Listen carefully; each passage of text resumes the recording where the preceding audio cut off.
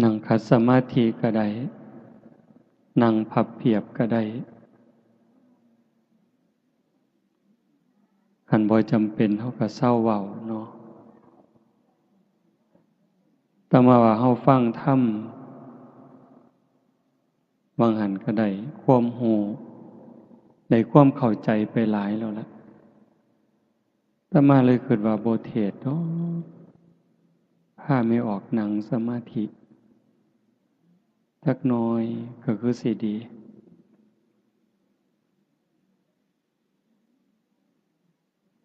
ฟังส่ำนั้นเฮาก็เข้าใจแล้วความรู้เฮาก็ได้หลายอยู่ที่จริงเฮาฟังประจำอยู่แถวนี้อย่างน้อยๆก็2สถานี3สถานีวิทยุที่ส่งมาได้ยินได้ฟังได้ทำความเข้าใจมาหลายยังอยู่อย่างเดียวคือการยกระดับดวงจิตดวงใจเจ้าของให้มันอยู่กับศีลกับธรรมอาตมาก็บ่เข้าใจทั้งหมดดอกว่าญาติโยมเป็นจังใดการเป็นการอยู่การดำรงจิตดำรงใจมันเป็นจังใดแน่เพราะว่าแต่ละหม่องแต่ละบอนแต่ละชุมชนมันบ่คือกันเท่าที่อาตมาเห็นอาตมาวิเคราะห์โดยความรู้สึกว่ามันบ่เฮ็ดอีหลีปานใดบ่เว้าถึงผู้อื่นนำเด้เว้าถึงเจ้าของนี่เป็นหลักบ่ค่อยได้เฮ็ดคำว่าได้เฮ็ดนี่คือบ่ได้ฝึกใจอีหลีบ่ได้ฝึกปล่อยฝึกวางเฮ็ดไปตามเรื่องซื่อๆเอาแต่บุญเอิ้นว่าเอาบุญแต่ว่ามันบ่ละบาปพอปานใดบุญก็เฮ็ดบาปก็ทำสัตว์ทั้งหลายจึงเวียนว่ายตายเกิดบ่จบบ่สิ้นคือเฮาได้งานนี้อันนี้เป็นตนาอนุโมทนาสาธุตั้งใจกันอีหลีโยมไม่ออกก็ออกเพิ่นไปนิมนต์แต่โดนๆอันตามธรรมดาอาตมาก็ลืมมันลืมซุมื้อก็บ่หัวซ่าแล้วนะตอนนี้บ่ค่อยหัวซ่านำงานสิไปพอปฏิเสธกับปฏิเสธซึ่งหน้าเริ่มบ่คือเก่าแล้วล่ะปฏิเสธแบบบ่เกรงใจคืนบ่ได้ก็รับแล้วก็ทำท่าลืมขี้คร้านนะโยมคิดว่ามันซ้ำเก่าเทศแล้วก็ซ้ำเก่าเจ้าของก็เมื่อยซื่อๆใกล้สิตายไปซุมื้อก็จักสิหาวไปเฮ็ดหยังคิดว่าจั่งซี้แหมอยากอยู่ผู้เดียววัดก็อยากอยู่ผู้เดียวไล่หนี้หมดญาติโยมก็ไล่หนี้หมดไล่ออกจากวัดหนีไปไสก็ไปดีก็ไปดีซะขี้ร้ายก็ไปตามอยากขี้ร้ายโลดมาทำท่าคืออะไรวะว่ามีเงินมีทองอันนั้นอันนี้ถ้ามาก็ไล่หนี้หมดมื้อเช้าก็บ่ได้ไล่อีหลีดอกเว้าให้ฟังอยากอยู่ผู้เดียวพากันหนีซะไปวะพระเณรก็ตัดออกหมดน้องนุ่งเขาเอิ้นว่าลูกศิษย์ลูกหาอาตมาบ่กล้าเอิ้นเพราะว่าเจ้าของบ่พอเป็นอาจารย์ไผเคยดูแลกันมา10 ปี10 กว่าปีเก่าวัด10 วัดก็บอกว่าขาดกันเด้อบัดนี้ตัดขาดกันหมดจะมาเกี่ยวข้องกันอีก ความคิดสิอยู่แค่หัวในหัววัดโนนกุลมเท่านั้นจากนั้นก็สิบ่คิดฮอดผู้ใดบ่ไปเว้านำผู้ใดแล้วแต่ไผสิดีสิชั่วมันมีความรู้สึกว่าโลกนี่มันคือละคร จริงๆพระพุทธเจ้าก็บอกว่าโลกมันเป็นโรงละครเป็นแดนอุบัติการของบุญและบาปคนดีคนสัวโตเฮาก็แสดงละครตั้งแต่เด็กน้อยเด็กทารกวัยรุ่นหนุ่มสาวเป็นคนเฒ่าคนแก่เป็นวัยกลางคนจนคนเจ็บคนป่วยคนตายคนห้องไห้คนหัวเราะโตโกงพระเอกนางเอกกิเลสใส่หัวให้แสดงท่าทางขึ้นไปคันผู้มีธรรมก็แสดงบทบาทนั้นด้วยความเข้าใจด้วยความถูกต้องตามหน้าที่แต่ว่าถ้ามันบ่เข้าใจล่ะบ่เข้าใจในเงื่อนไขของธรรมแต่มันเข้าใจแสดงเข้าใจเล่นก็คิดว่าตัวผู้อื่นตบตาผู้อื่นแต่จริงๆกำลังเล่นตลกกับเจ้าของเว้าจังสิโยมสิเข้าใจท่านหรือบ่ก็บ่จักแต่มาเห็นว่าเวลานี่คนมันตัวกันหลายมันขี้ตัวแม่นหรือบ่แม่นนะแต่มาก็บ่ฮู้เด้แต่ว่าด้วยความเข้าใจเห็นจังซั่นโยมตัวกันมันก็พอฟังเพราะว่าโยมแต่ว่าพระตัวโยมมันเป็นตาสั่งตัวคันพระอีหลีบ่ตัวดอกแต่ว่าคนห่มผ้าเหลืองมันตัวคนเฮ็ดจังได๋ก็ได้ว่าแต่ให้ได้มาซึ่งแก้วแหวนเงินทองอำนาจวาสนาชื่อเสียงยศบริวารลืมสนิทว่าบาปมีบุญมีชาติหน้าชาติก่อนนรกสวรรค์มีลืมนึกถึงคำสอนพระพุทธเจ้าที่เป็นสัจจะเป็นความจริงบ่ได้ตั้งใจว่าสิรักษาบ่ได้ตั้งใจว่าสิสืบทอดคำสอนของพระพุทธองค์ด้วยความเคารพสืบทอดคำสอนของพระพุทธเจ้าด้วยความเคารพด้วยความเถิดทูนด้วยความสักการะบูชามื้อหนึ่งอาตมาว่าอาตมาบ่คือเก่าอยู่ใกล้สิปวงแล้วล่ะเบิ่งทรงมื้อหนึ่งไปร่วมงานครูบาอาจารย์ก็หลายนั่งเบิ่งแล้วก็คิดความคิดนะโยมไล่มาตั้งแต่หัวเลยองค์นี้ก็ตกนรกองค์นี้ก็ตกนรกองค์นี้ก็ตกนรกองค์นี้ก็ตกนรกองค์นี้ก็ตกนรกไล่มาจนฮอดเจ้าขององค์นี้ก็ตกนรกเป็นหยังพอความบ่ซื่อเฮาสวดมนต์วางแรงสุปฏิปันโนปฏิบัติดีพระสงฆ์สาวกของพระผู้มีพระภาคเจ้าปฏิบัติดีแล้วอุชุปฏิปันโนพระสงฆ์สาวกของพระผู้มีพระภาคเจ้าปฏิบัติตรงแล้วญายะปฏิปันโนสงฆ์สาวกของพระผู้มีพระภาคเจ้าปฏิบัติเพื่อรู้ธรรมเป็นเครื่องออกจากทุกข์สามีจิปฏิปันโนสงฆ์สาวกของพระผู้มีพระภาคเจ้าปฏิบัติสมควรแก่การต้อนรับแก่การกราบไหว้ แต่ว่าเบิ่งเข้าไปลึกๆไปเนี่ยบ่แม่นบ่แม่นอย่าว่าแต่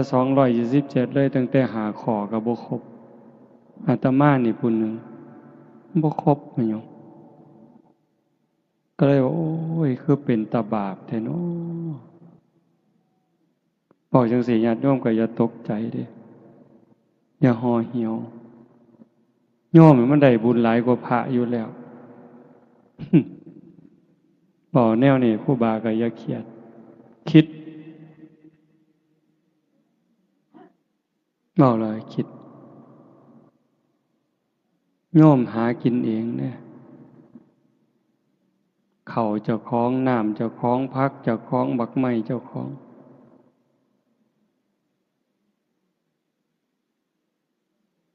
แต่ว่าพระเน้นมันมีของเจ้าของจักอย่างอาศัยพระพุทธเจ้าสิกขาสาชีวสมาปันนาถึงพร้อมด้วยสิกขาและธรรมเป็นเครื่องเลี้ยงชีวิตของภิกษุทั้งหลายขันบ่มีศีลบ่มีธรรมกลายเป็นโจรไถยะบริโภคสิเฮ็ดจังได๋ก็แล้วแต่ญาติโยมสิหลั่งไหลไปเป็นหมื่นเป็นแสนคนก็ตามเจ้าก็กลายเป็นโจรอยู่คือเขาคันถ้าบ่เอาศีลเอาธรรมเป็นที่ตั้งการเฮ็ดบุญเฮ็ดทานญาติโยมเฮ็ดด้วยศรัทธาอีหลีอีหลอนี่คืองานตั้งใจเป็นแห้มเดือนแห้มปีเด้ผู้ที่มาห่วมคือกันตั้งใจเป็นแห้มเดือนแห้มปีเป็นพี่เป็นน้องในสายธรรมได้คบขาสมาคมถูกใจกันไว้ใจกันเชื่อใจกันมาห่วมอนุโมทนาแต่งสุดขาวมาสมาทานศีลทำวัดสวดมนต์ฟังเทศน์ฟังธรรมเจริญสมาธิภาวนาควบคู่หวังให้เกิดบุญเกิดกุศลกับตนเองซะก่อนเฮ็ดบุญอุทิศก็คือการสร้างบุญให้มันเกิดกับเจ้าของกับโตโยมสู่คนเนี่ยเจ้าภาพลักๆก็คือผู้มีสื่อในกาดแต่ว่าเจ้าภาพสมทบก็คือญาติโยมสู่คนเนี่ยเฮาเป็นเจ้าภาพสู่คนทุกคนคือพี่คือน้องจริงๆก็บ่มีผู้อื่นดอกพระพุทธเจ้าเพิ่นบอกว่าในวัฏสงสารนี้ไม่มีใครเลยที่ไม่เคยเป็นพ่อเป็นแม่ไม่มีใครเลยที่ไม่เคยเป็นพี่เป็นน้องเป็นญาติร่วมสายโลหิตไม่มีใครเลยที่ไม่เคยเกิดเป็นสามีภรรยากันมาก่อนเมี่ยงใหม่ที่ตอมหลอดไฟเดดลิงไร่ที่ส่งเสียงเขาได้ยินคิดแก๊ดอยู่เนี่ยเขาก็เคยเป็นพ่อเป็นแม่เป็นพี่เป็นน้องเป็นผัวเป็นเมียเป็นญาติรวมสายโลหิตเฮามาพูดตั้งแต่นรกเวจีจนถึงภวกพรหมแต่เนื่องจากแต่ละคนแต่ละชีวิตแต่ละดวงจิตสร้างบาปสร้างบุญมาต่างกันผู้ประมาทหลายสร้างบาปหลายพูนไปอยู่นรกพุ่นล่องลงมาเป็นเปรตอสุรกายผู้บาปหน่อยจักหน่อยเป็นสัตว์เดรัจฉานบาปหน่อยก็นั้นอีกเกิดมาเป็นคนคือกัน เป็นคนพิกลพิการแข้งขาบ่ดีหูตาบ่ดียากจนคนแค้นผู้บุญหลายจักหน่อยเกิดมาเป็นคนคือกันรูปร่างดีหน้าตาดีผิวพรรณดีฐานะดีสติปัญญาดีโรคภัยไข้เจ็บหน่อยอายุยืนผู้บุญหลายขึ้นไปเป็นพิเศษเป็นเทวดาเป็นพรหมเฮาล่ะกะซ้ำเฮานี่ล่ะบุญหน่อยกะซ้ำนี่บุญหลายกะซ้ำนี่แต่ว่าก็โชคดีหลายบัดเกิดมาเป็นคนแล้วเกิดมาเป็นคนไทยได้พ่อพระพุทธศาสนาเกิดในบ้านที่มีวัดมีว่ามีครูบาอาจารย์จูงใส่ศีลใส่ธรรมญาติโยมเองก็เป็นผู้บ่ประมาทมีความเสื่อมีความศรัทธามีความเข้าใจในหลักธรรมคำสอนขององค์สมเด็จพระบรมศาสดาเวลาคิดฮอดพ่อคิดฮอดแม่ผู้มีพระคุณที่เลี้ยงมาพาใหญ่เมิดทุกสิ่งทุกอย่างมีความหักมีความห่วงใยว่างอนาคตให้เฮาคือเฮาฟังเทศน์ไปบางหันครูบาอาจารย์เพิ่นเว้าให้ฟังหมดล่ะถือว่าบุญหลายเด้เฮาฟังเทศน์ฟังธรรมเข้าใจได้เกิดศรัทธาแล้วก็มีปัญญาในการเฮ็ดการทำบ่เฮ็ดตามใจเจ้าของคิดบ่เฮ็ดตามความรู้สึกของสังคมบ้านเมืองเขาพาเฮ็ดฆ่าสัตว์ตัดชีวิตเลี้ยงเหล้าเลี้ยงยานี่มหรสพที่ยั่วย้อมม่อมเมาปลุกเราบาปอกุศลกระตุ้นกิเลสให้พุทธขึ้นในจิตในใจเฮาเองในจิตในใจลูกหลานมีปัญญาบ่เฮ็ดจังซั่นนิมนต์ครูบาอาจารย์มาพาทำวัดถ้ามาขี่รถผ่านมาก็ดีใจนำเด้เห็นเฮาทำวัดอยู่ซ้ำนั้นมันก็พ่อดอกโยมคันสิบอกว่าซ้ำเอาบุญให้พ่อให้แม่เปรียบเขาเฮ็ดหมดเงินเป็นแสนเป็นล้านเลี้ยงเหล้าเลี้ยงยาขางัวขาหมูสู้กันกินซ้ำเฮาทำวัดแล้วก็พากันหนีไปนอนมันก็ได้หลายกว่าซุ่มหมู่นั้น100 เท่าพันเท่าแล้วล่ะบ่ต้องเว้าถึงมาอยู่ดึกปานนี้เด้นี่หมายถึงบุญ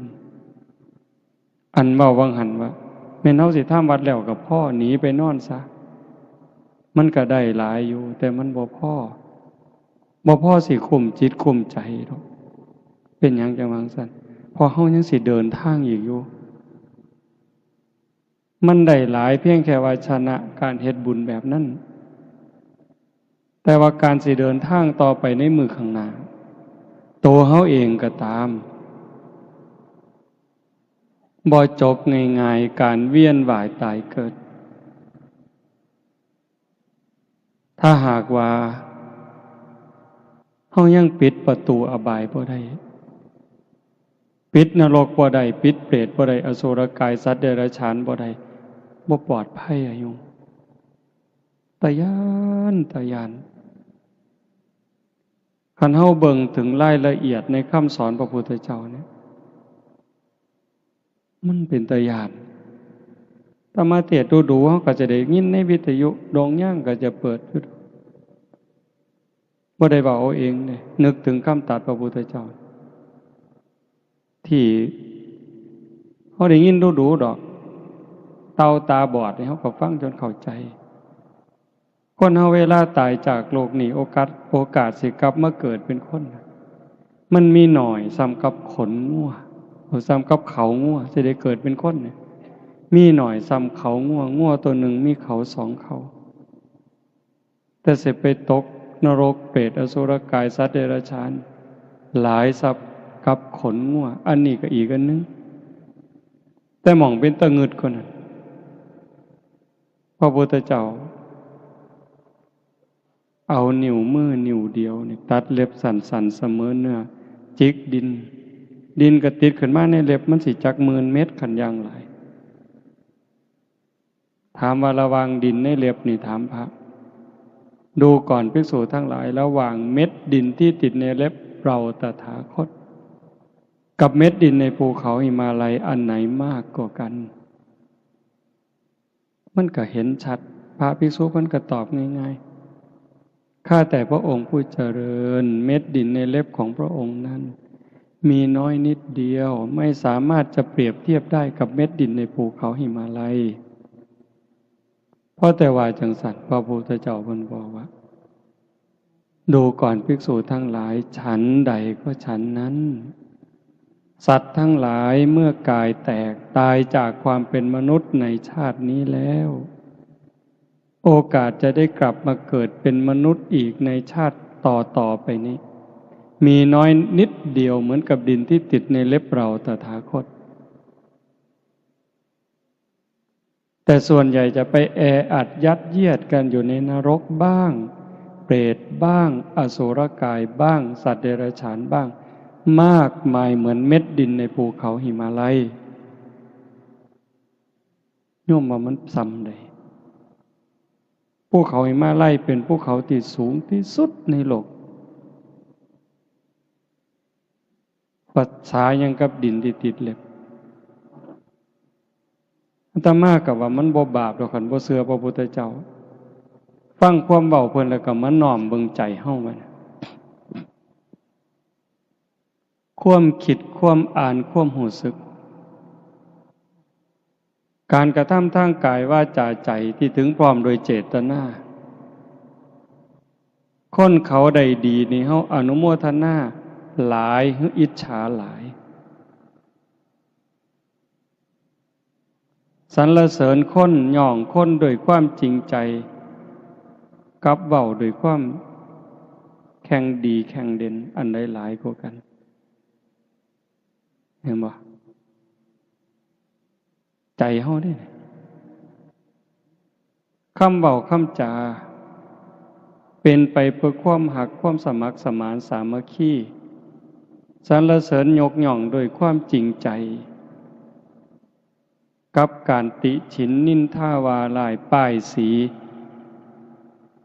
เว้าปืนท่านขวัญยุย่งให้แตกเหล่าสามัคคีอันใดหลายกว่ากันการกระทำทางกายซอยเหลือเกื้อกูลกับการเบียดเบียนข่มเหงเข็นขาอันใดหลายกว่ากันอันนี้เฮาบ่ฮู้ดอกคนอื่นที่เขาเจ้าบ่สนใจกับศีลกับธรรมพวกที่บ่เชื่อเลยบ่สนใจกับบาปกับบุญกับศาสนาเลยบ่ต้องไปเว้าถึงเฮาซุ่มมักศีลมักธรรมไปวัดไปว่านุ่งขาวห่มขาวเนี่ยโกนหัวบวชชีบวชพระบวชเน้นเบิ่งเอาซ้ำนี้อาตมาได้ยินซุมื้อจนสลดสังเวชบักใหญ่ไปปลายปีบางหันจนอาตมาตัดสินใจเลิกงานปริวาสนี่เศร้าจัดงานปฏิบัติธรรมเศร้าบ่เป็นประโยชน์จังดอกได้แต่เงินนั่นล่ะหาได้คิดว่าซะได้แต่เงินกับคำหย่องซุ่มบ่ฮู้เขาก็ว่าดีซื่อๆแต่โตเจ้าของฮู้ยักหยังคิดปานนั้นนะโยมเห็นการเป็นอยู่ของโลกของสังคมเห็นความเป็นไปในวิถีชีวิตเป็นหยังก็เป็นจังซั่นมันเข้าไปกวนพระกวนเน้นเนี่ยมันไปทั้งโทรศัพท์เนี่ยทางเฟซทางไลน์เล่นโดยเพ้อโดยประมาทพระบางองค์ก็เจ้าก็สื่อเป็นคนสื่อกล้าเว้ากล้ายอมรับมาเว้าให้ฟังมันเป็นหยังแน่ในเฟซในไลน์ ที่พากันไปเล่นสื่อสารโยมบางคนก็ไปแอบเบิ่งไปจอบเบิ่งเขาว่ามันมีวิธีจอบอยู่พระองค์นั่นครูบาอาจารย์องค์นี้เป็นจังไดโพสต์ขอความจังไดแต่ละมือแต่ละเว้นโอ้ยเลยเกิดสลดสังเวชบักอย่างคัก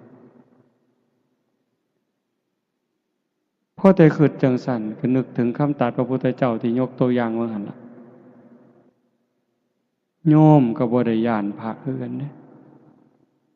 ไม่ออกพอออกบ่ปานใดตัวไม่ออกนี่ก็บ่ได้ย้าน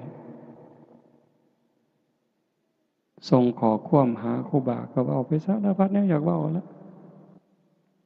โอ้บ่แปลกก็เลยนึกถึงสมัยครั้งพุทธกาลพระเป็นลูกเป็นภิกษุแม่เป็นภิกษุณีบ่แปลกกิเลสมันรุนแรงความใกล้ชิดความคุ้นเคยเฮ็ดให้เสียบักหลาย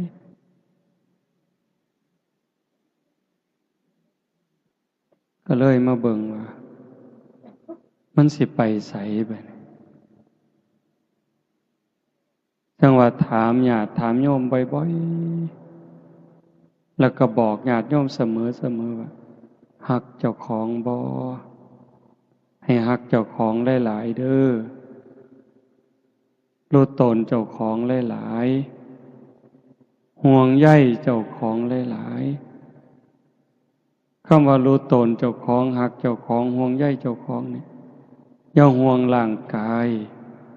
หลายกว่าจิตวิญญาณซุมื้อคนดูแลสุขภาพร่างกายดีหาแนวกินดีๆอยู่หม่องสำบายเสื้อผ้าหนาแพร่ดีๆยาบำรุงยารักษาเขามีหอดคอร์ดชะลอไว้วางมือก่อนนี่บ่มือว่านบ่จักจือบ่ได้ความจำอาตมาเสียไปอีกแล้วปีกายเขาว่าเป็นความจำเสื่อมมันกลับมาเสื่อมอีกแล้วกระสร้างมันดอกก็เจ้ามาเป็นหมอหรอกหมอ2-3 คนเมื่อวันที่31คือส่วนมาสวดมนต์สุดท้ายว่าบ่ได้อยู่ไปเรียนคอร์สเข้าคอร์สอบรมพิเศษคอร์สชะลอไว้ก็แม่นคนซุมื้อพยายามสิต่อสู้กับธรรมชาติต่อสู้กับความจริงเริ่มตั้งแต่ต่อสู้กับความแก่ความเฒ่าบ่ยอมง่ายเด้ตั้งแต่ผมก็บ่ยอมให้งอกมันงอกก็ยอมก็แม่นอยู่อยากให้มันงามก็บ่เป็นหยังหนังเหี่ยวก็เฮ็ดให้มันบ่เหี่ยวก็แล้วแต่สิหาวิธี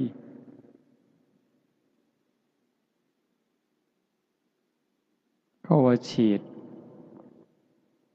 หน้าฉีดข้างฉีดดังหมดซุแนว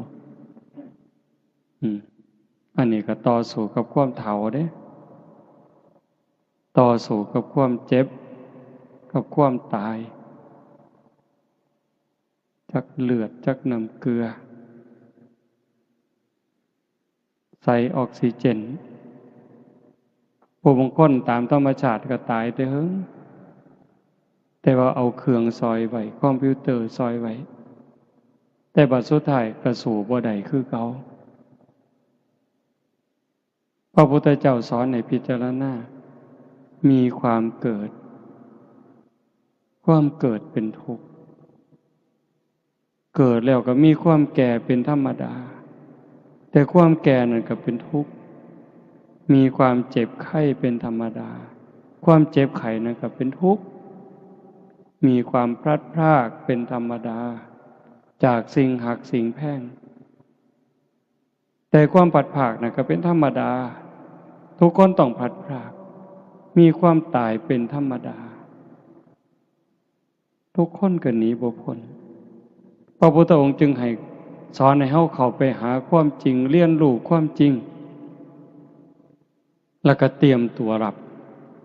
อย่างมีสติอย่างมีปัญญาคือโยมผู้เป็นเจ้าภาพมื้อนี้แหละตั้งใจเฮ็ดกองบุญกองอทะเพื่ออุทิศถึงพ่อแม่ผู้บังเกิดเก่าผู้มีพระคุณไล่บ่หมดดอกบุญคุณเพิ่นนั้นตั้งแต่เรื่องเล็กๆน้อยๆแค่ความหักความห่วงใยเฮาก็ใส่บ่หมดดอกโยมบ่เว้าถึงว่าเพิ่นเลี้ยงจนใหญ่กาหน้าบ้านมอบทรัพย์สมบัติให้เด้เพียงแต่ความห่วงใยห่วงอนาคตลูกสิเป็นจังใดสิมีอยู่มีกินน้ำเขาบ่สิมีหน้าตาในสังคมบ่สิซอยเหลือเจ้าของได้บ่เกิดจากความห่วงใยเพิ่นจึงขนขวายทุกสิ่งทุกอย่างลูกก็จังมีมื้อนี้พ่อแม่เพิ่นคือกันพ่อแม่เฮาก็คือกันสิยากดีมีจนหาเช้ากินค่ำแม่ก็ตั้งขอทานเลี้ยงชีวิตพ่อแม่ก็มีความหักความห่วงใยต่ออนาคตของลูกเห็นบ่จังซั่นเฮาได้ตั้งใจเฮ็ดกองบุญกองกุศลเพื่ออุทิศถึงเพิ่นนี่มันถูกแล้วที่เฮาบ่เฮ็ดตามเขาว่าบ่เฮ็ดตามกระแสของสังคมเฮาพยายามสิเฮ็ดตามคำสอนพระพุทธเจ้ามันเพียงพอสำหรับการให้ทานสิเกิดบุญเกิดกุศลนี่โยมสิฟังอาตมาเว้า2อย่างมันพอ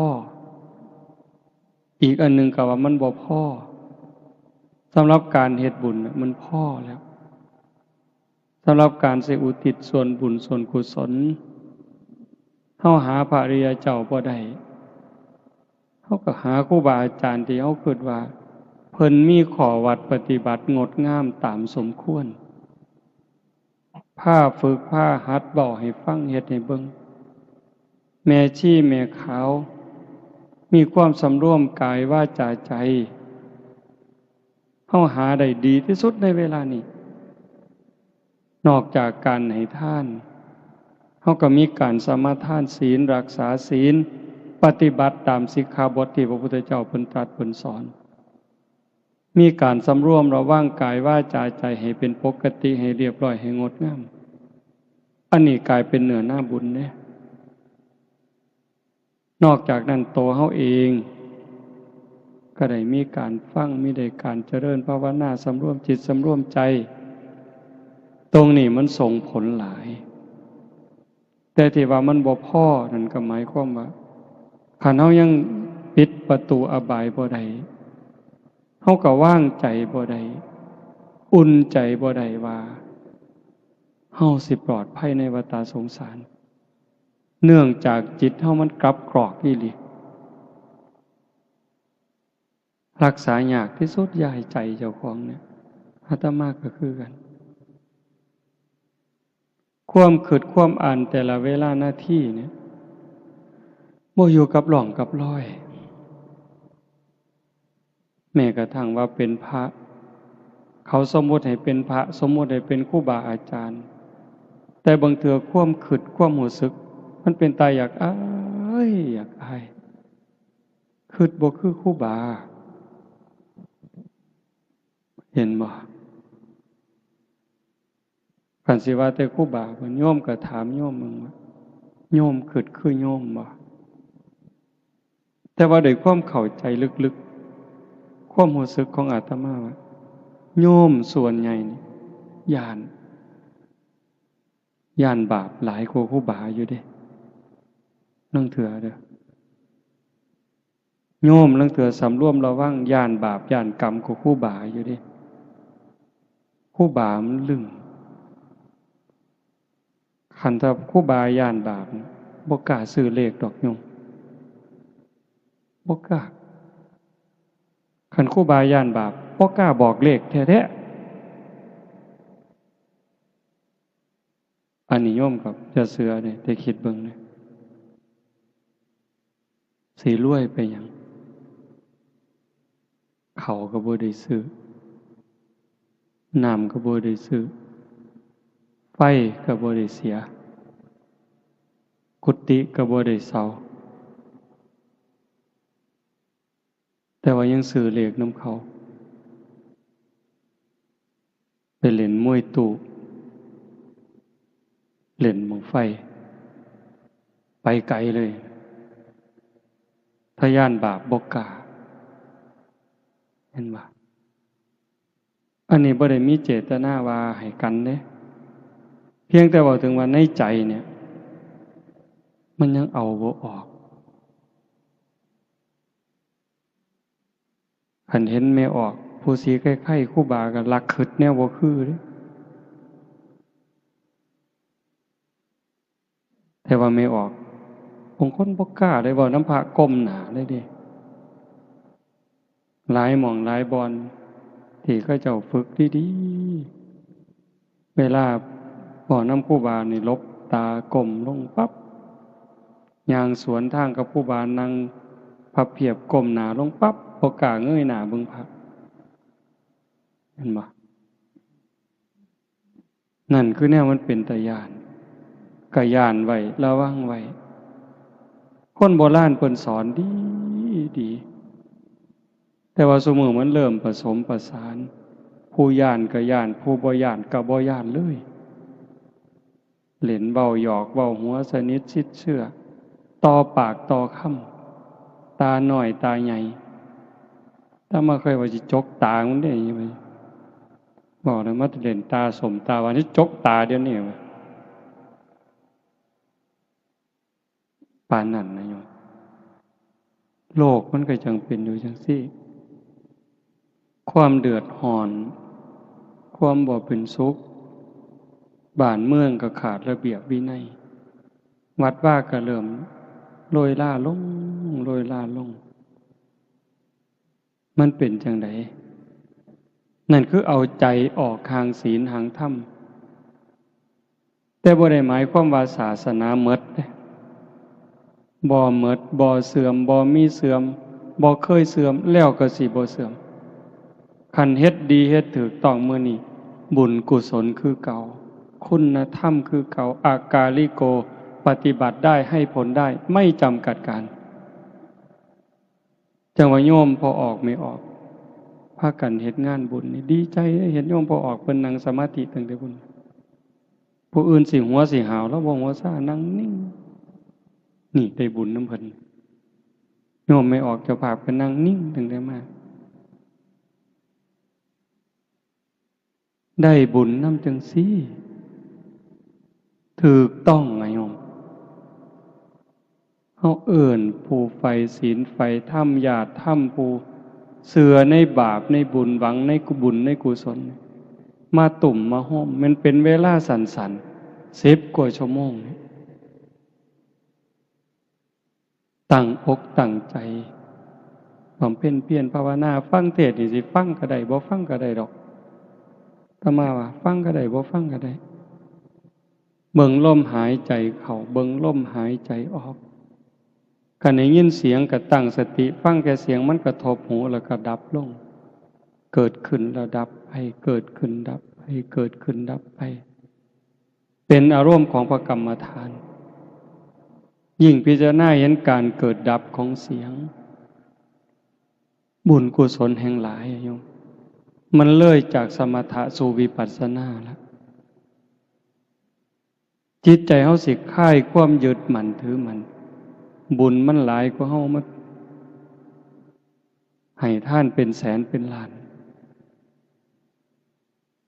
บุญกิริยาวัตถุ10โฮมโยมได้ฟังอยู่ประจำสิ่งที่เฮาเฮ็ดกองอัฏฐะตั้งแต่ผ้าไตรจีวรหมอนสาดกองเข่ากระติบเข่ากระตามหมากยังกระสร้างดอกอันนี้มันเป็นพื้นดีประโทษเด้บ่แม่นบ่ดีเด้ มีอานิสงส์มากมายมหาศาลแต่มันเทียบบ่ได้กับศีลเทียบบ่ได้กับโยมตั้งใจรักษาศีลหาสมาทานศีลหาสำรวมกายวาจาใจให้เป็นปกตินี่มันเทียบฝุ่นบ่ได้เลย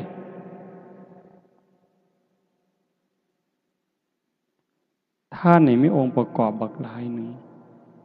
ของให้ท่านนั้นบริสุทธิ์บ่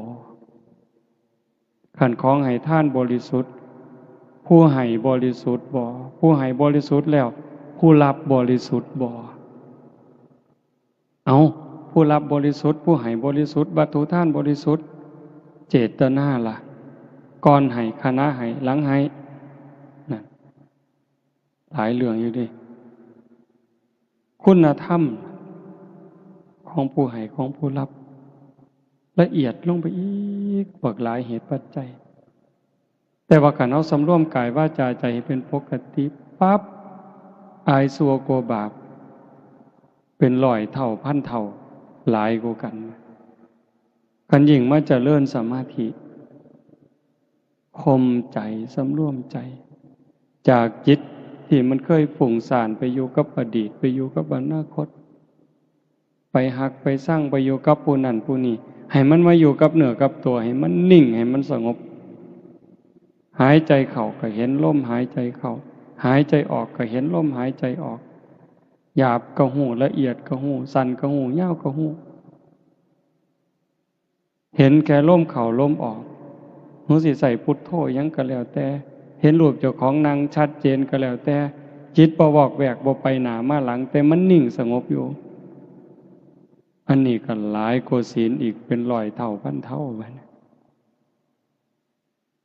แต่กันถ้าเขาเห็นการเกิดดับของอารมณ์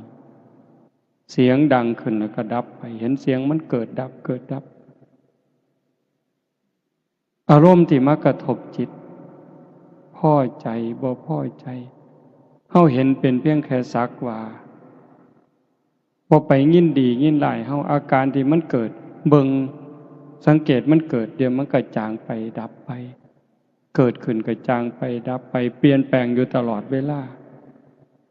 ใจเขาจะเบาลงคลายความยึดมั่นถือมั่นนี่เดินตามห้อยพระพุทธเจ้าได้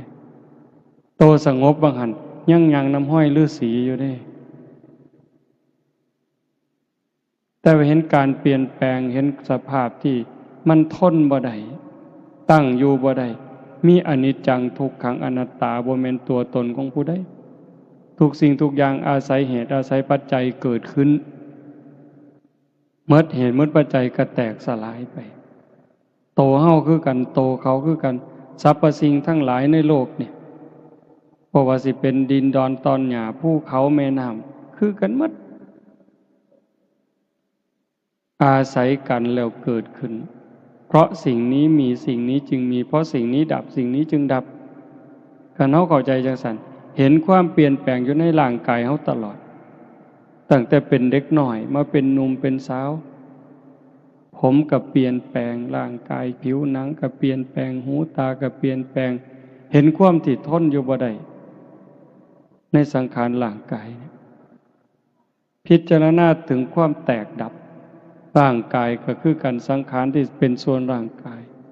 สังขารที่เป็นส่วนจิตใจคือกันหมดสัพเพสังขาราอนิจจาสวดมนต์ทำวัดเห็นไหม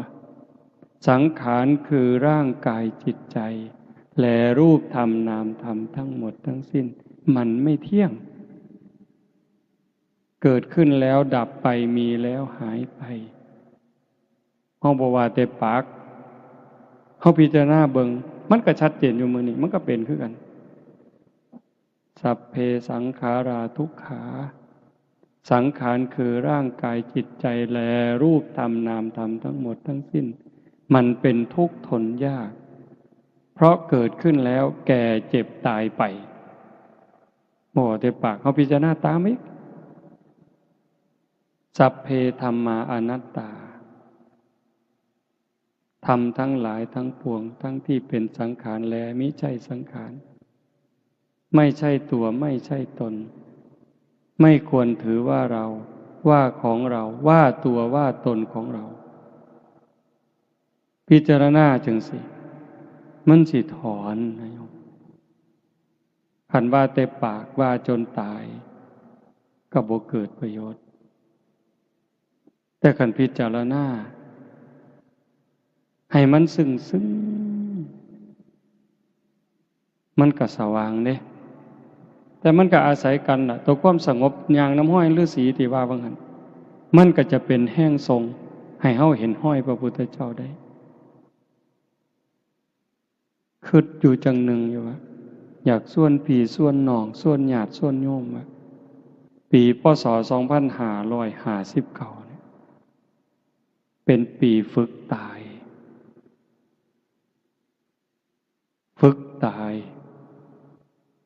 เป็นปีให้เข้าใจธรรมขึ้นกว่าเก่าได้บ่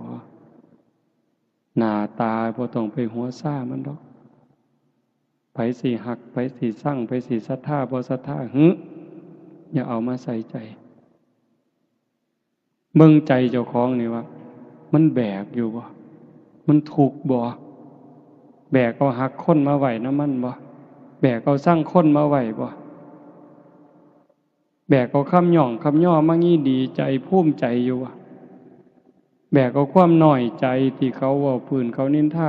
มาเป็นทุกข์จนนอนบ่หลับอยู่บ่ล้างความรู้สึกจังสี่ออกไป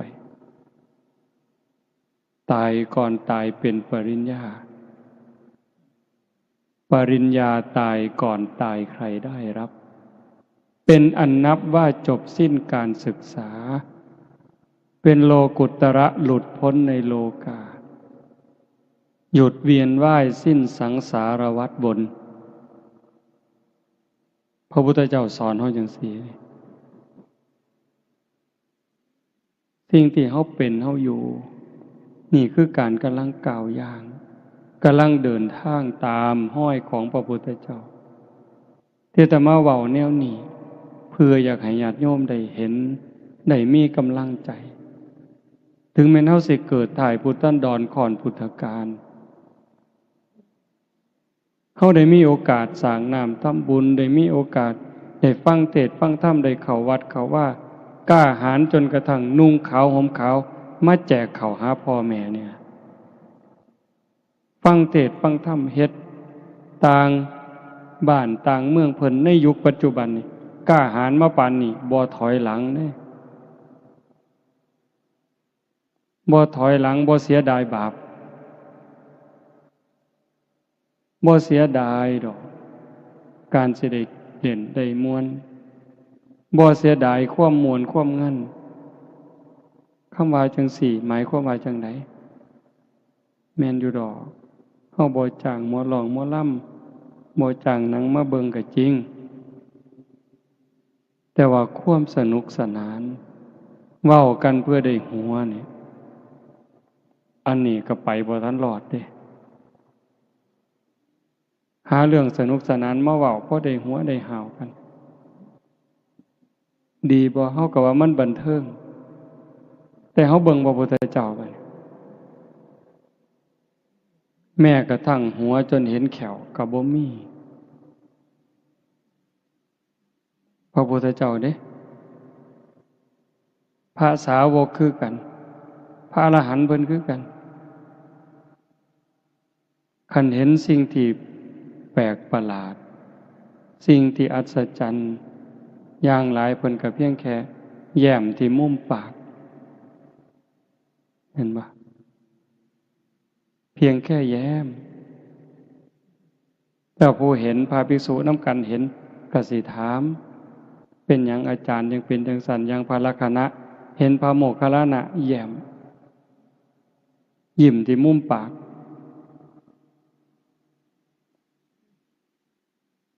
ถามจังซั่นพระโมคคัลลานะเพิ่นว่าบ่ตอบดอกสิตอบต่อเบื้องพระพักตร์ของพระพุทธเจ้าพอแต่กลับจากบิณฑบาตพระลักขณะถามพระโมคคัลลานะเพิ่นว่าเพิ่นเห็นเปรตลักษณะจังซั่นจังซั่นพระพุทธเจ้าก็เลยบอกสาธุ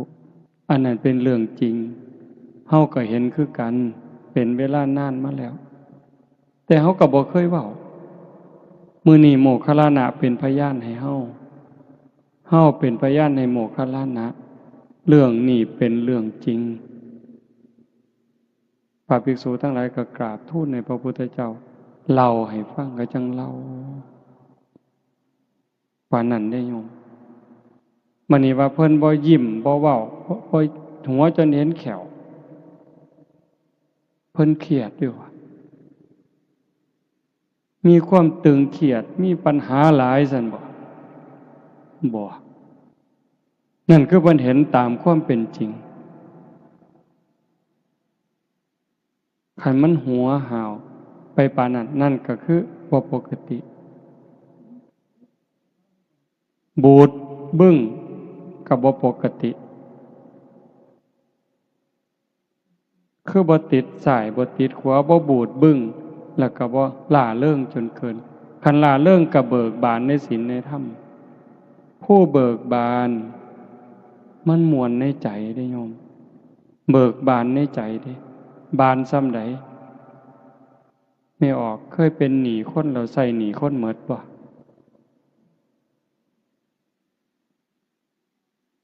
นั่นล่ะเวลาเราเป็นหนี้เขามันก็ทุกข์ก็อุกกะอังอยู่เด้พอแต่ใส่หนี้หมดปั๊บมันสวงนั่นคือเบิกบานเนี่ยทรงลูกทรงเต่าให้เรียนหนังสือหนังหาจนเขาเจ้าได้ทำการทำงานมั่นคงนั่นเฮาก็สวงเบิกบานเนี่ยแต่คันเฮาเป็นเจ้าหนี้คนมายืมหนี้เฮาเป็นหมื่นเป็นแสนคิดหวังดอกเบี้ยก็คิดหวังอยู่แต่ว่าสำบายใจบ่บัดนี้มันยืมกู100,000เดือนหน้ามันสิต้องได้ดอก10,000บ่สำบายดอกโยมมันเป็นสีกังวลอยู่ได้ผัวได้เมียคือกันเฮาสิคิดว่าเป็นความสุขแต่มันก็บ่แม่นมันมีความหวงมีความหึงมีความกังวลอยู่หั่นแต่ว่าการที่เฮาได้ปลดภาระปลดเปลื้องภาระมันกลายเป็นความเบิกบานพุทธะคือผู้หูผู้ตื่นผู้เบิกบานเบิกบานในขณะที่มีคุณธรรมตนเองประพฤติปฏิบัติอบรมบ่มจิตบ่มใจจนกระทั่งเห็นว่าพ้นอบายแล้วบ่ตกนรกอีกบ่เป็นเปรตอีกอสุรกายอีกสัตว์เดรัจฉานอีกอย่างหน่อยๆก็เกิดเป็นคนบ่เกิน7 ชาติต้องได้บรรลุธรรมแน่นอนนั่นจิตใจหมดกังวลมันเบิกบานแล้วหูตื่นเบิกบานสะอาดสว่างสงบตรงข้ามกับวุ่นวายสว่างตรงข้ามกับมืดสะอาดตรงข้ามกับสกปรกเฮาปุถุชนนี่ความคิดมันยังสกปรกอยู่บางเทื่อปัญญาก็มืดก็บอดหาทางออกบ่ได้วุ่นวายอยู่ตั้งเทื่อนั่งสมาธิตัวตรงคือแต่ว่าภายในใจวุ่นวาย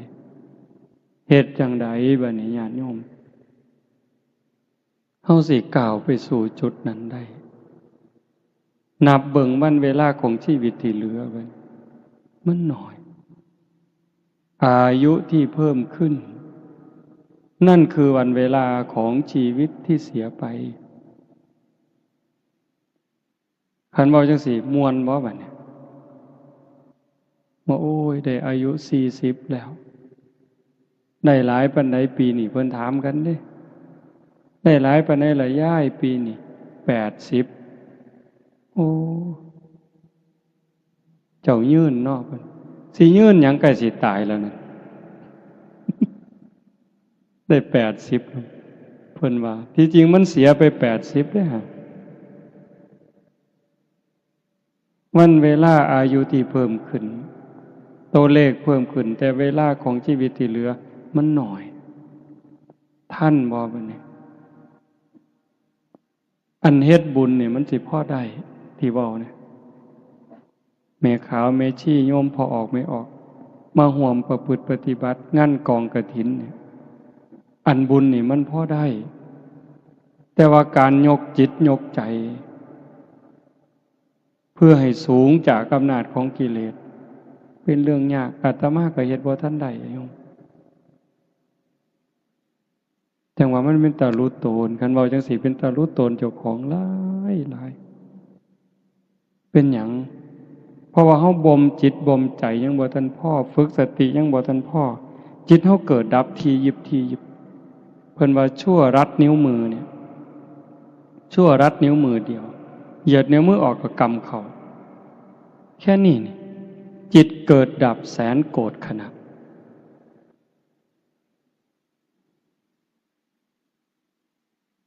ร้อย10,000เป็นพัน10,000เป็นหมื่น10,000เป็นแสน10,000,000เป็นล้าน10,000,000เป็นโกรธ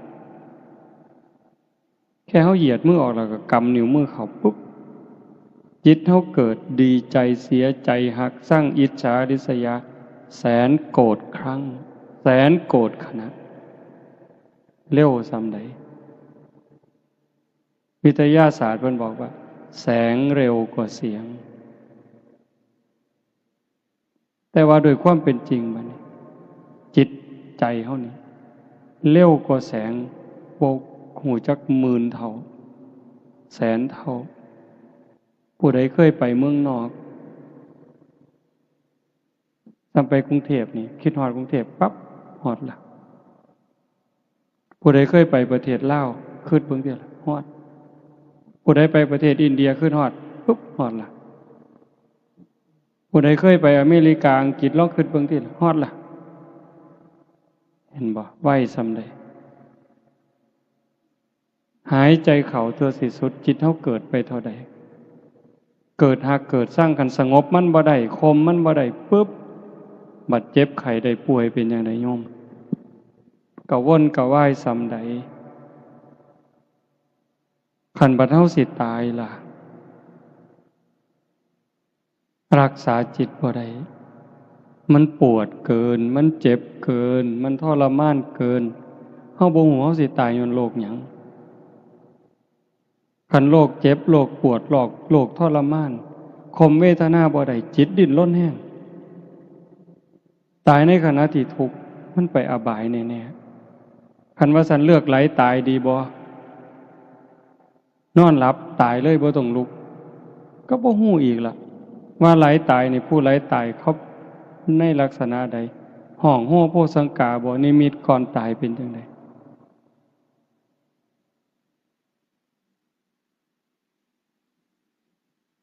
มื้อวันที่31อาตมาขึ้นไปภูเขาหน่อยพระพุทธรูปอยู่นั่นหายามกลางคืนเผื่อมีคนอยากไปนั่งสมาธิพิเศษเอาเฟื่องไปปลูกก็นะขี่รถหน่อยขึ้นไปเอาเฟื่องไปว่างเอาเฟื่องไปยายเอาศาสตร์มาปูไต่ฐานพระมันก็มีศาสตร์เอาศาสตร์มาปูล่มมันผันหลายล่มแห้งย่านล่มพัดศาสตร์ปิวผันเห็นไม้ขอนหนึ่งก็ใหญ่เติบเห็นไม้ขอนหนึ่งยาวประมาณคาแขนอาตมาก็เลยว่าเอาไม้มาทับศาสตร์ดอกพอแต่ไปยกขึ้นปั๊บหลดไม่งอดอยู่ในไม้เมืองความเร็วของมันความเร็วของจิตเด้แต่สติตามบ่ทันดอกปั๊บเนี่ยห้องอาตมาลงห้องโอ๊ะอันนี้เขาให้สมมุติเป็นอาจารย์เนี่ยเว้าแต่กรรมฐานอยู่เรื่อยเว้าแต่เรื่องการปฏิบัติเจริญสติอยู่เรื่อยลักห้องบ่ฮู้โตไม่ออกโอ๊ยเพิ่นว่าโอ้ยบ่โอ้ยซื่อๆโยนขอนพร้อมจักโยนไปไสบ่ฮู้เด้นั่นน่ะพระองค์หนึ่งก็อยู่ข้างๆโยม2คนก็กำลังซอยจักโยนไปไสอาจสิโยนใส่ตีนเจ้าของก็ได้บ่ฮู้ทีเลยโยนเลยคันสมมุติว่าฟ้าผ่าอาตมาก็ตกนรกคือจังไดก็ตามสมมุติว่าไม่งอดตอดแล้วตายตอนนั้นบวชมา28 ปีได้โยม เขาเอิ้นอาจารย์ลาวีเด้ เขาเอิ้นพ่อครูเด้ขี้ร้ายบ่หมู่เจ้าว่าเห็นบ่ขี้ร้ายบ่นี่เป็นตาอยากอายบ่โอ้ยเป็นตาอยากอายคักเด้อคุยบ่ได้โยม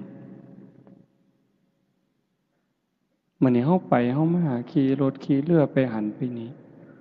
สิพากันเปิดเพลงฟังสำบายโอ้ยบ่แม่นดอกโยมกินข้าวกินน้ำสิอ่อนซ้อนน้ำแซ่บอยู่นั่นบ่แม่นหาแค้นเขาตายเด้ไปไสล่ะในเมื่อควบคุมจิตบ่ได้ตรงนี้เป็นตาย้านโยมถ้าเอาถึงบุญนี่มันคักอยู่แล้วแต่ว่าคนเฮ็ดบุญมันก็ตกนรกเห็นบ่พระนางมัลลิกาพระมเหสีของพระเจ้าอุเทนก็อาตมาจำบ่ผิดเราเฮ็ดบุญมาบักอย่างคักบักอย่างหลายแต่จิตดวงสุดท้ายไปเฮ็ดบาปคิดเห็นบาปนิดเดียวตกนรกเอลกาปัตตนาบวช20,000 ปีเด้โยม20,000 พรรษาเด้บ่ได้บวชขี้เล่นๆเด้บวชประพฤติปฏิบัติหวังเป็นพระอรหันต์หวังหลุดพ้นพุ่นน่ะบัดใจสิขาดบวช20,000 ปีเนาะเอาบักอย่างคักหวังบรรลุธรรมเป็นพระอรหันต์แต่ว่าจิตดวงสุดท้ายบัดใจสิขาดภาพที่ตนเองเฮ็ดตะไคร่น้ำขาดมันปรากฏมันกับสำคัญอยู่ในอันบุญมันบ่คือเห็นเด้คือเห็นตะไคร่น้ำพันข้อมันเกิดนิมิตมามื้อนี้ยังเป็นนาคอยู่เด้ผู้ใดสิซอยไผบัดนี้โยมสะเดาะเคราะห์นี่ซอยได้บ่เสริมดวงนี่ได้บ่รดน้ำมนต์นี่ได้บ่ให้ครูบาอาจารย์องค์นั้นองค์นี้เฮ็ดให้ได้บ่มีทางอัตตาหิอัตโนนาโถตนแลเป็นที่พึ่งแห่งตนวิริเยนะทุกขมัจเจติบุคคลสิล่วงพ้นจากความทุกข์ได้ย้อนความเพียรของผู้นั้นเองญาติโยมมาเฮ็ดงานบุญเฮาบ่ให้ความบันเทิงแบบโลกที่มีกิเลสเป็นตัวหนุนเป็นตัวยุมาพาเฮาเฮ็ดแต่เฮาเอาธรรมะของพระพุทธเจ้ามาพาเฮ็ดง่วงแน่เมื่อยแน่อาตมาก็คือกันตั้งแต่ขึ้นมาอาตมาหายใจบ่อิ่มมันอยากตายอยู่เลยมันค่อยรับตาเว้าไม่ออกอยู่ทั้งหน้าสิซ่อมๆรับตาเว้าหายใจเอาลมเห็นบ่แต่ปานนั้นจิตใจก็บ่ทันนิ่งนะใกล้ๆตายนี่มันยังซอกแซกซอกแซกซอกแซกออกไปนำคิดนั่นคิดนี่ไปนำเด้มันเร็วอ่ะโยมมันเกิดดับเร็วกว่าแสงชั่วรัดนิ้วมือเกิดดับแสนโกรธขนาดจึงเป็นเรื่องยากบ่แปลกที่พระพุทธเจ้าว่าเมื่อสิ้นลมหายใจตายจากความเป็นมนุษย์ในชาตินี้แล้วโอกาสจะไปตกนรกบ้างเปรตบ้างอสุรกายบ้างสัตว์เดรัจฉานบ้างมากมายเหมือนเม็ดดินในภูเขาหิมาลัยแต่โอกาสจะได้กลับมาเกิดเป็นคนอีกมีน้อยนิดเดียวเหมือนดินที่ติดในเล็บเราตัดเล็บสันๆเสมอเหนือมันสิหลายปานใดไม่ออกก็ลองไปจิกดินมื้ออื่นแต่ก็ออกมานับหากล่องละเอียดซองเบิ่งว่ามันจักเม็ดต้องไปเทียบกับภูเขาคนในโลกนี่ก็คือกันขนาดเฮาปูเขาวัดเขาว่าบวชพระบวชชีนุ่งขาวห่มขาวเป็นคนใจบุญมักบุญขนาดนี้เก่าสังเกตเบิ่งใจเฮามันซอกแซกส่ำใดเราซุ่มบ่สนใจกับวัดกับว่ากับศีลกับธรรมมันสิส่ำใดมันดอกจังซั่นคันฮักเจ้าของห่วงใยเจ้าของหวังดีตัวเจ้าของนี่ต้องพยายามง่ายที่สุดคือว่ามันจะเป็นทางลัดอันนี้คือเอาเด้เป็นทางลัด ใส่เวลาหน่อยที่สุดฝึกตายเป็นคนตายฝึกเป็นคนตายเขาด่าให้เขาให้ให้เขาจมให้เขาเอาเปรียบก็บอกว่ากูตายแต่หึงแล้วมึงอยากได้ยังก็เอาไปรวดได้บ่ย่ายจังสิด่าก็ด่าไปรวดมึงด่าคนตายดอกกูบ่มีความรู้สึกดอกเป็นจังไดได้ง่ายบ่แนวนี้คิดง่ายอยู่แต่เฮ็ดยากสิย่องสิย่อสิให้รางวีรางวัลให้หยังมากก็ให้มาโลดแต่มึงให้คนตายดอกบ่ยินดีนำคันผู้ใดเฮ็ดได้เร็วเท่าใดแห่งแต่ดีจังว่าเพิ่นคือพวกอยู่วัดมื้อเช้าอาตมาก็เว้าอยู่เด้มื้อเช้ามันยังเป็นวันที่3อยู่เนาะเป็นวันอาทิตย์วันเริ่มต้นตั้งแต่มื้อนี้พวกโยมอยู่วัดพวกแม่ชีมื้อยังพวกนี้บ่ปากจังอยู่นำอาตมาได้คือบ่ปากเลยอยู่จนเป็นพรรษาจนออกพรรษาอาตมาก็บ่เคยถามชื่อบ่เคยฮู้บ่เว้านำเขาเจ้าก็บ่เว้าอีหลีก้มหน้าก้มตาเฮ็ดเวียกอย่างเดียวปัดกวาดเช็ดถูนั่งเวลาย่างสวนมาอีกก็นั่งก้มหน้าซอกงอกเดี๋ยวแต่ลุต้นลุตนลังเถื่อเพราะว่าขันบ่เอาจังสั่นมันบ่ได้มันทุกคนก็อยู่ในวังวนของกิเลสตัณหาทั้งหมดขันบ่ฝึกบ่ฝนบ่เขี่ยวเจ้าของเต็มที่ยากกินแสบอาตมาก็หายบ่ปกติอาตมาเกินบ้าอยู่เด้แสบหลายก็จมอันสิมาหม้อน้ำแสบน้ำนัวอยู่นี่ห้วยหนีวะโลด มันเป็นจังได๋รู้เพราะว่าเป็นห่วงเจ้าของนำห่วงทุกคนมันเป็นตาย้านโยมที่เว้าเป็นจังได๋อันตายเนี่ยมันก็เป็นตาย้านอยู่แต่อาตมาว่าหลังตายเป็นตาย้านกว่าเป็นหยังจังว่าจังซั่นในขณะที่เฮาเป็นอยู่นี่ทุกข์ใจเฮาก็เคยทุกข์มาแล้วผัวตายเมียตายลูกตายพ่อแม่ตายเฮาก็ทุกข์มาบ่แห้งอ่ะล่ะแม่โยมแม่อาตมาเสียตั้งแต่ปี52คิดพ่อมื้อนี้ลังเทื่อน้ำตายังออกอยู่ดิเวลาคิดอยากให้ขึ้นมาอาตมาก็คิดหาเรื่องซื่อๆเด้คิดเห็นความบอกความสอนคิดเห็นความหักความแพงที่เพิ่นมีเท่านั้นมันก็ไหลแล้วน้ำตาเห็นบ่ทุกข์ย้อนพ่อแม่ตายพี่น้องตายของหักของแพงเฮาเคยมาแล้วเฮาก็ทนได้มันชินแต่ว่าคันทุกข์หลังตายคันไปตกนรกก็ยุ่งมีหรือบ่มีก็สร้างล่ะแต่อาตมาเชื่อยังอเวจีมหานรกอยู่กับไฟบ่มีช่องว่างของความร้อนไฟคือกับไฟทานกะกะคือไฟแก๊สจัดๆร้อนเสมอต้นเสมอปลายชั่วกับชั่วกันเอาซำใดบางเทื่อเพิ่นว่านรกภูเขาเหล็กกิ่งมาในทิศทั้งสี่เขามากระทบกันบดเฮานี่ขาดเครื่องมุนกับหมองรถอันนี้เป็นตาย้านบ่คันเป็นเปรตหิวตลอดน้ำเลือดน้ำหนองไหลส้มเป็นตาย้านซ้ำใดถ้ามาว่าได้เป็นตาย้านขันมันดีที่สุดก็คือพยายามฝึกฝนอบรมบ่มจิตบ่มใจถอนหักสั่งบ่ต้องได้บ่ต้องเสียคันมันได้ก็สมมุติว่าได้ก็ใส่ไปตามนั้นมีไปตามนั้นแต่บ่เอามาแบกว่าของกูจนเป็นทุกข์เสียก็บ่แม่นว่าเสียดายว่าของกู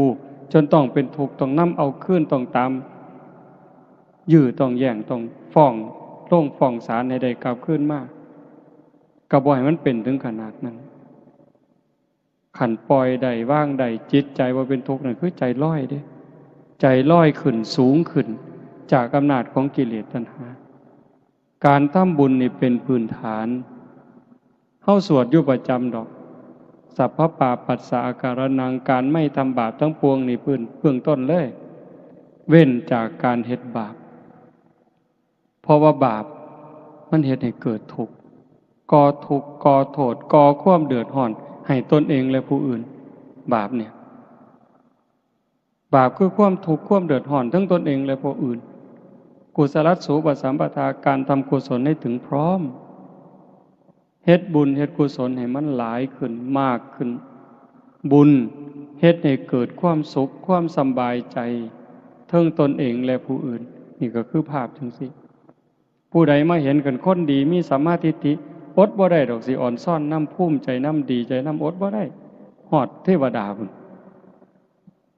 แต่ว่ามันบ่ทันปลอดภัยทีละอย่างว่าเอลกาปัตตนาก็ตามพระนางมลิกาก็ตามเห็นบ่เพราะว่าจิตมันยังแวบๆรักษาบ่ได้บัดยามใกล้สิใจขาดแทนที่มันสิเอาบุญเฮ็ดบุญบักหลายทอฟ้าเนี่ยมันไปคิดเห็นบาปทอเข็มไปแล้วดิใส่บาปก่อนดิคำสอนของพระศาสนาจังเป็นสิ่งอัศจรรย์เป็นสิ่งประเสริฐสูงสุดสัจิตตปริโยทปันนังการชำระจิตของตนให้ขาวรอบชำระใจขัดสีใจให้ของจิตของใจเฮานี่ให้มันสะอาดบริสุทธิ์สะอาดจากหักสะอาดจากสั่งสะอาดจากโกรธสะอาดจากเกลียดสะอาดจากกลัวสะอาดจากโลภโกรธหลงเฮ็ดได้ง่ายบ่ง่ายคันมันง่ายกับบรรลุธรรมกันหมดแล้วก็จังต้องเพียรการให้ทานนี่เป็นอุบายเพื่อเอาชนะความขี้ทีคันเฮาสิว่าเอาบุญก็หมายความว่าการให้ทานนี่เฮ็ดให้เฮามีอยู่มีกินเกิดชาติหน้าชาติใหม่สิเป็นคนร่ำคนรวยคนสวยคนงามนี่ว่าเอาบุญบ่ให้เกิดแต่คันว่าตามห้อยพระพุทธเจ้าไปการให้ทานเป็นอุบายเอาชนะความขี้ทีขี้เหนียวบ่หยุดรักษาศีลคันว่าแบบเอาบุญเพื่อให้เกิดมางามรักษาศีลเฮาสิเกิดมางามโรคภัยไข้เจ็บน้อยรูปร่างหน้าตาดีผิวพรรณดีโรคภัยไข้เจ็บหน่อยอายุยืนนั่นน่ะบอกจังซี่เลยแต่คันว่าตามห้อยพระพุทธเจ้าอีหลีบัดศีลเป็นอุบายออกจากการเบียดเบียนบ่เบียดเบียนตนเองบ่เบียดเบียนผู้อื่นคันบ่เบียดเบียนมันก็บ่มีบาปมันก็บ่มีโทษบ่มีเวรบ่มีภัยมันก็สะอาดไปเรื่อยศีลเป็นเครื่องชำระบุญเป็นเครื่องชำระศีลก็เป็นเครื่องชำระศีลก็เป็นอาภรณ์เห็นบ่ล่ะการเจริญภาวนาคันว่าแบบเอาบุญเจริญภาวนาเฮ็ดให้เฮาฉลาดก็แม่นอีหลีเบิดเกิดชาติหน้าพบใหม่ฉันใดก็สิเป็นคนมีสติมีปัญญาเฉลียวฉลาดอันนี้เว้าแบบเอาบุญแต่คันเว้าตามพระพุทธเจ้าการเจริญภาวนาเป็นอุบายเอาชนะความหลงความงมง่ายเพราะว่าการเจริญภาวนาเฮ็ดให้เกิดสติเกิดปัญญาฉลาดก็จริงแต่คันลึกไปกว่านั้นมันประหารกิเลสได้เกิดปัญญาจนสามารถเอาชนะกิเลสได้งานบุญอุทิศบุญอัฏฐะในมื้อนี้เฮาบวชลูกบวชหลานนำแล้วขบวนการทำนี่ล่ะมันมีครบสิเอาแบบบุญก็ได้เอาแบบพระพุทธเจ้าก็ได้ท่านเพื่อให้ร่ำให้รวยอุทิศถึงพ่อแม่ก็บ่ผิดขันคักไปกว่านั้นท่านเพื่อเอาชนะความขี้ทีคนขี้ทีมันท่านบ่ได้ขันแม่นท่านก็หวังหลายกว่าเก่าไปท่านหาบาทอยากถือเลขรางวัลที่1พูนปวงบ่บัดนี้เจ้าว่า ท่าน10 บาทท่าน100 บาทก็ฟังแต่เขาสิอ่านชื่อคันเขาบ่อ่านชื่อก็นอนบ่หลับยามมื้อเช้าไปถามผู้ใหญ่บ้านเป็นหยังบ่อ่านชื่อข่อยเพิ่นว่าบ่แม่นแต่โยมเด้อาตมาก็เป็นโง่โง่ยังว่าเป็นตาบักกอกเขกคือหยังนี่ ทำบุญจังซี่กันเขาบ่เว้าชื่อถึงเจ้าของมันคือบ่ว่าเพิ่นยังว่าอยู่บัดเขาอ่านให้อาจารย์ลาวีบริจาค5 บาทสิซื่นๆขึ้นมาจักหน่อยย่างออกจากหม่องก็คือสิคือเบิ่งติล่ะมันอยู่ในนี่โยมกิเลสนี่มันอยู่ในนี่คันเว้าแม่นแนวเป็นตัวเป็นตนเป็นแต่จับมาขายอีหลีเนาะโยมเนาะมันเป็นแต่จับมันมาจับขาตีใส่ดินพุ่นนี่ผลบ่แม่นมีแต่มันจับขาเฮาตีใส่ดินพาเฮาเกิดพาเฮาตายพาเฮาตกนรกมกใหม่เกิดมามีแต่โลกแต่ไผ่นี่โยมไม่ออกเพิ่นถามว่างั้นบ่ไปเดินทุดงค์น้ำเพิ่นบ่เพิ่นไปจังใดตั้งแต่ย่างขึ้นมานี่ยังกุจุกระจะคันย่างบิณฑบาตมาบิณฑบาตมื้อนึงต้องเซา2 มื้อโยมอาตมาบาปหลายจังว่าคันบางมื้อบ่หาแต่ได้ปานนั้นเด้คันย่างตีนเป้าแน่จักหน่อยย่างหม่องบ่นี่แน่กึกกักมื้อนั้นไปเบิ่งเขาเฮ็ดภูเขาย่างไปซองนั่นซองนี้เฮ้ยบ่พอ10 นาทีไปบ่เป็นแล้วจักเป็นย้อนบาปย้อนกรรมอันใดย้อนผิดศีลผิดธรรมมาก่อนนั่นล่ะก็เลยเป็นแนวนั้น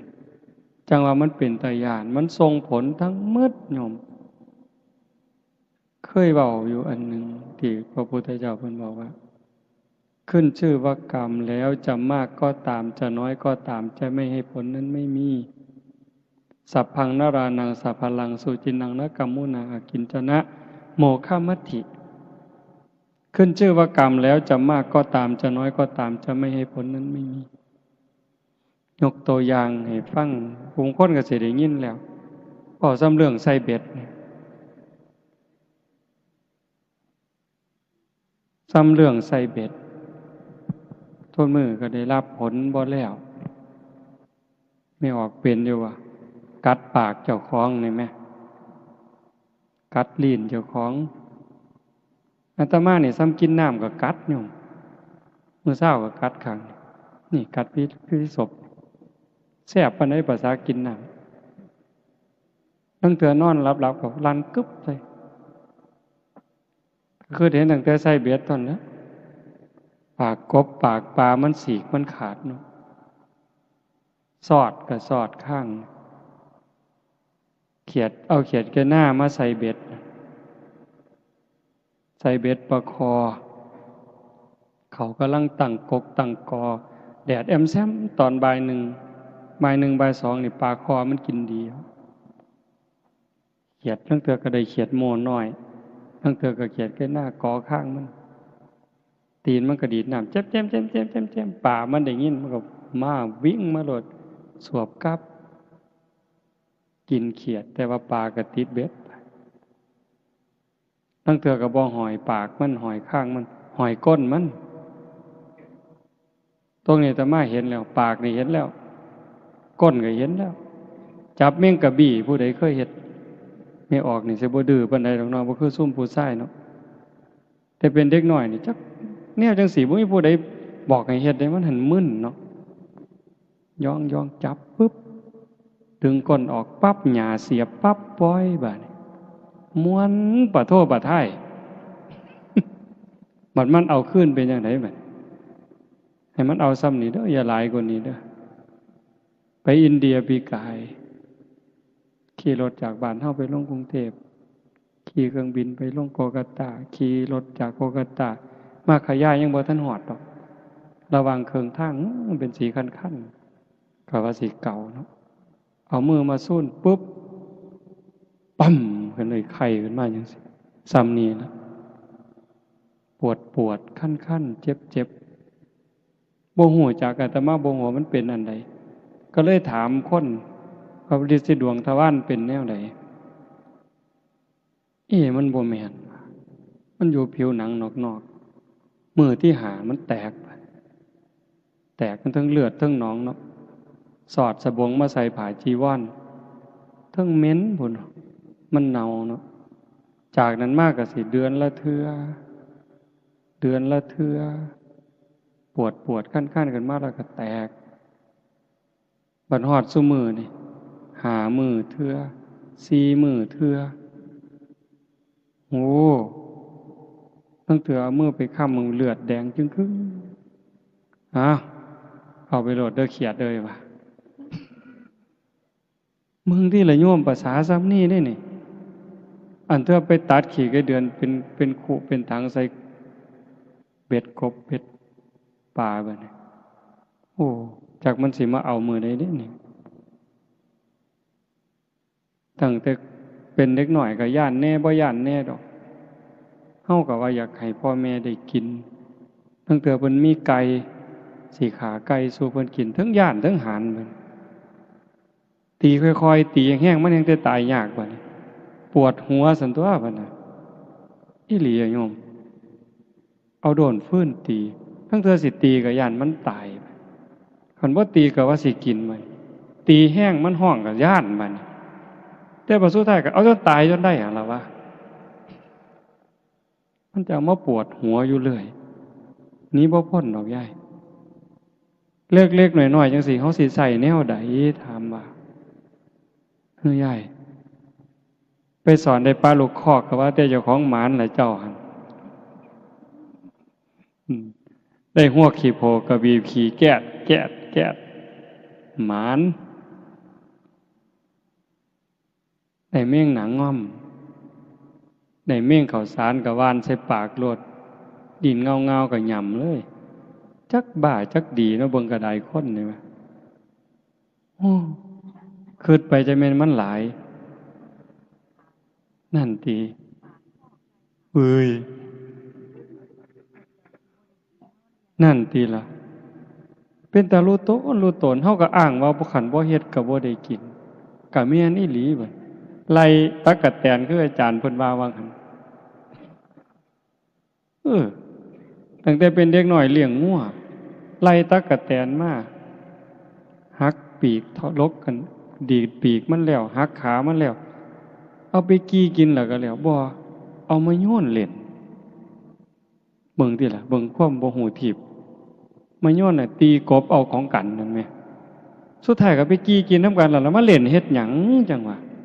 โยนไปแต่ละเทื่อมันสิแค้นหน่อยบ่เจ้าว่าไปอูดแม่งกินนู่นมานี่เอาติเฮ้ยสิเฮ็ดจังไหนไม่ออกสิใส่แนวใดนั่งสมาธิคักๆได้นั่นล่ะจังว่ามันเป็นตาย้านจังว่าพ่อลดก็ลดพระพุทธเจ้าเพิ่นว่าเฮ็ดบาปให้เฮ็ดน้อยๆลงมันจำเป็นอยู่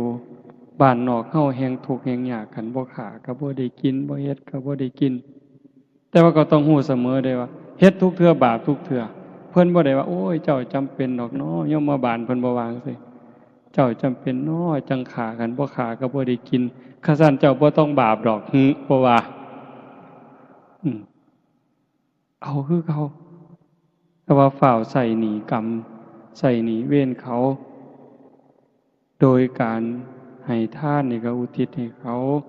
รักษาศีลก็อุทิศให้เขาการเจริญภาวนานี่สำคัญที่สุดจังว่ามันเป็นขันให้ทานก็ซ้ำหนึ่งรักษาศีลก็ซ้ำหนึ่งเฮ็ดสมาธิให้จิตสงบนี่ก็ได้ระดับหนึ่งแต่ขันธาวิปัสสนาเห็นการเกิดดับพิจารณาการเกิดดับมันได้เร็วอันนี้จริงบ่จริงเชื่อบ่เชื่อก็บ่เป็นหยังอาตมาได้ยินครูบาอาจารย์เพิ่นเว้าเพียงแค่เฮานั่งสมาธิได้โยมหายใจเข้าหูจักว่าเฮาหายใจเข้าหายใจออกเห็นลมหายใจออกชัดเจนเทื่อนึงใส่หนีกรรมได้6ชาติดับภพดับชาติได้6ชาติดีบ่ขันยุบหนอพองหนอเห็นท้องพองหนอชัดเจนยุบหนอชัดเจน รอบหนึ่งตัดภพตัดชาติไปได้6 ชาติเฮ็ดดูเท่าใดเฮงแต่หน่อยลงเท่านั้นบาปยิ่งหน่อยลงเท่านั้นหมดไปหลายเท่านั้นเพิ่นฟังถูกเพิ่นเฮ็ดถูกคือองคุลิมานฆ่าคน999อันนี้จักหน่อยจักหลายอันเพิ่นว่าเท่าที่นับได้นี่เท่าที่แขนพวงมาลัยไว้ได้นี่ก่อนนั้นนับบ่ถ้วนฟังถูกเฮ็ดถูกตามคำสอนพระพุทธเจ้าคันตามธรรมดาสิได้อีหยังมีแต่นรกอย่างเดียวเท่านั้นตัวแต่นั่นฟังถูกวางจิตถูกเฮ็ดตามถูกได้เป็นพระอรหันต์มื้อนี้ญาติโยมเฮาคือกันคันเฮ็ดถูกเฮ็ดแม่นฟังให้เข้าใจสังเกตเวลาเฮาประพฤติปฏิบัติเฮ็ดให้มันเป็นอย่าเฮ็ดให้มันคืออาตมาบอกโยมอยู่วัดแนวนี้นี่อย่าเฮ็ดให้มันคือนี่คือเพิ่นเฮ็ดให้มันคือเพิ่นแต่เจ้าของบ่เข้าใจมันบ่เป็นประโยชน์เฮ็ดหยังทำหยังให้มันเกิดจากความเข้าใจบ่คือผู้ใดก็สร้างมันเถาะแต่มันเกิดจากความเข้าใจเป็นเหตุเป็นผลน่ะมันสิเป็นประโยชน์สำหรับการซอยเหลือจิตวิญญาณเจ้าของนี่เรื่องจังซี่ให้ญาติโยมได้ทบทวนแต่มาเว้ามาทั้งหมดเนี่ยบ่ได้เว้าเรื่องบุญแจกข้าวเพราะว่าอาจารย์เพิ่นเว้าไปแล้ว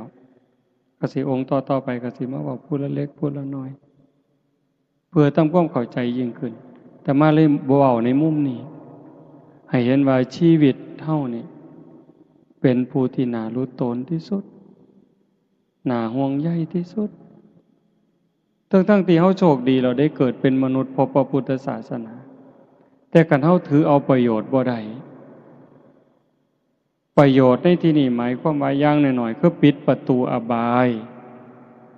บ่ไปตกนรกอีกแล้วบ่เป็นเปรตอีกแล้วบ่เป็นอสุรกายอีกแล้วบ่เป็นสัตว์เดรัจฉานอีกแล้วเฮ็ดจังได๋สิไปฮอดวันนั้นคันเฮาบ่เข้าใจละความโลภความโกรธความหลงบ่ได้มันก็บ่รอดวิธีที่รัดสั้นที่สุดสะดวกที่สุดก็คือพยายามทำหูความรู้สึกคือกับเจ้าของเป็นคนตายแล้ว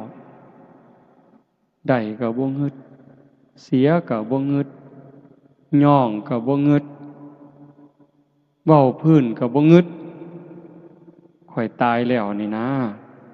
เฮ็ดจังไดมันสิได้อาตมาก็เฮ็ดบ่ทันได้จังว่ามื้อนี้มาส่วนญาติโยมทั้งเมืองมาหา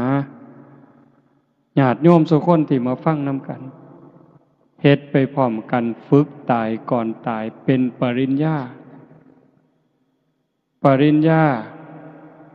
สวนหมกปริญญาตายก่อนตายคันเฮ็ดได้เบาโยมบ่เครียดนำไผบ่สั่งนำไผบ่ม่วนนำไผม่วนนำแต่ธรรมะม่วนโดยบ่ต้องหัวบ่ต้องร้องเพลงบ่ต้องฟ้อนบ่ต้องหยังแต่มันม่วนอยู่ทั้งในเบิกบานอยู่ทั้งในรู้สึกว่าเจ้าของปลอดภัยจากบาปจากอกุศลปลอดภัยจากทุกข์โทษที่ต้องได้รับจากการคิดผิดเว้าผิดทำผิดเพราะว่าทุกสิ่งทุกอย่างที่ออกจากปากเฮาจากใจเฮาจากการกระทำเฮาที่ถึงพร้อมโดยเจตนามันมีความถูกต้องอยู่เสมอให้ถูกต้องมาก่อนดีสิเฮ็ดหยังทำหยังคือกันให้ถูกต้องจังต่อโดยดีงามถูกต้องดีงามอย่าให้มันดีอย่างเดียวคันดีอย่างเดียวบ่ปลอดภัยจังสั่นมื้อนี้ใช้เวลามาประมาณ1 ชั่วโมงครึ่งก็คือสิสมควรแก่การเวลาอีก15-16 นาทีก็สิ6 ทุ่มขออนุโมทนาสาธุกับญาติโยมผู้เป็นเจ้าภาพโยม